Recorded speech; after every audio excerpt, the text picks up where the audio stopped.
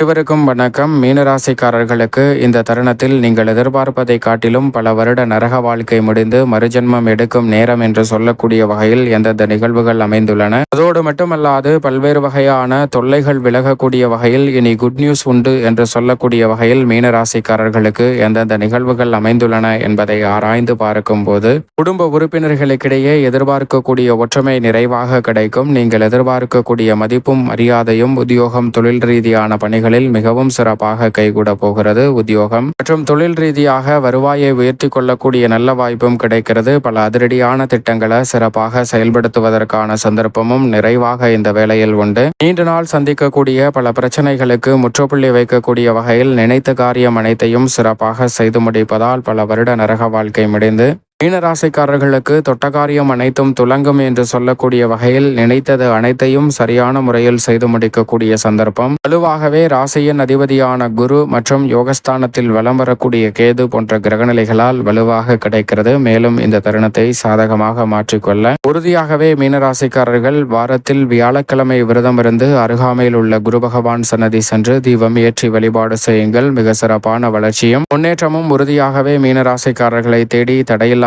வரும்.